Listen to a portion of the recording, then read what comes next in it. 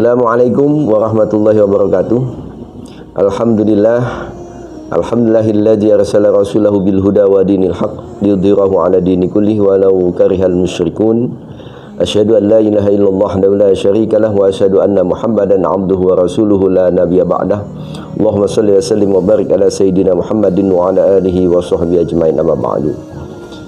Rabbi shrah li sadri wa yassir li amri wahlul 'uqdatam min lisani yafqahu qawli.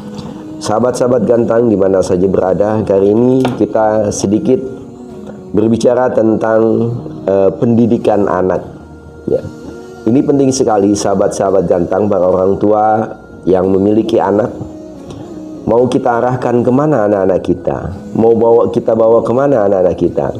Karena apa? Ini menjadi sangat penting. Karena Rasulullah SAW telah mengingatkan kepada kita dalam sabdanya, idza mata ibnu adam in qata amaluhu illa min salasin, shadaqatin jariyatin aw ilmin yuntafa'u bih aw waladin sholihin yad'ulah. Apabila kita meninggal nanti, maka yang bisa kita harapkan berdasarkan hadis Rasul tadi hanya ada 3 faktor saja. Pertama, shadaqatin jariyatin, sedekah jariah kita. Nah, uang yang kita gunakan, kita jariahkan, itulah pahalanya yang akan bisa kita harapkan menjadi bekal kita di hari kemudian nanti.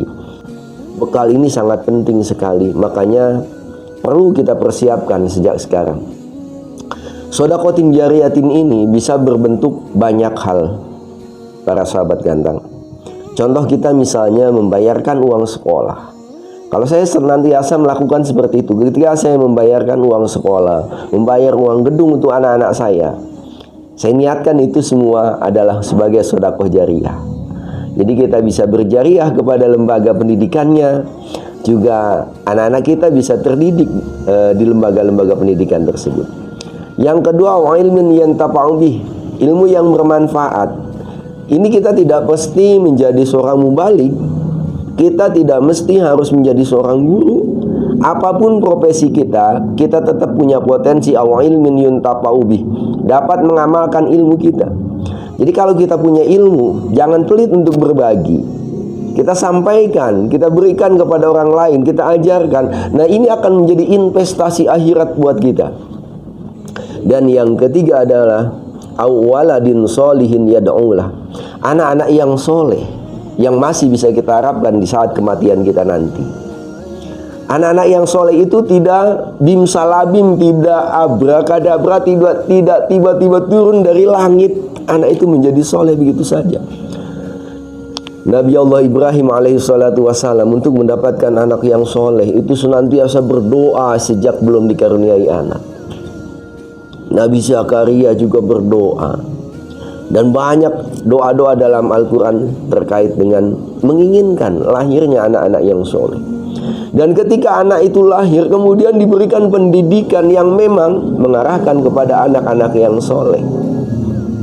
Jadi kita berharap pengen punya anak soleh, tapi kita beri pendidikannya tidak mengarahkan kepada anak-anak untuk menjadi anak-anak yang soleh. Apa yang mau kita harapkan? Kita beralasan ini, beralasan itu, dan lain sebagainya. Sahabat ganteng yang dimuliakan Allah, kalau kita sampai tidak mempersiapkan bekal kematian kita nanti, ini akan sangat-sangat merugikan kita. Baik kita bisa menyaksikan salah satu tayangan video dari Ustadz yang sangat terkenal saat ini. Mari kita lihat tayangannya. Sholat pun gak mampu, bapak yang merawatnya, ibu melahirkannya, ibu menyusuinya. Kok bisa ibu tidak menyiapkan anak yang anda saat wafat gak bisa menyolatkan anda? Bahkan untuk nyolatkan pun gak mampu. Lalu untuk apa harta yang anda berikan selama ini?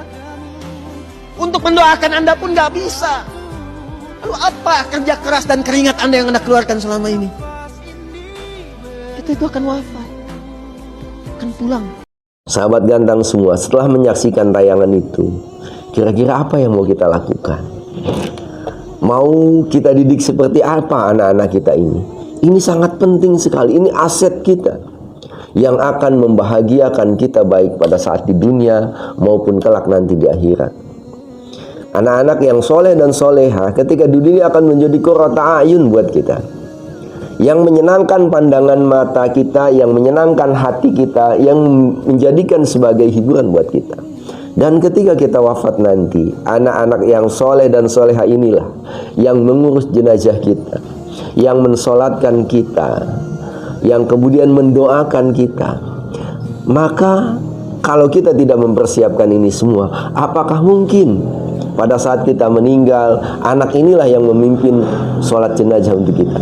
Apakah mungkin pada saat kita meninggal nanti, anak inilah yang akan membimbing kita? Apakah mungkin pada saat kita setelah wafat nanti, anak-anak ini yang akan mendoakan kita?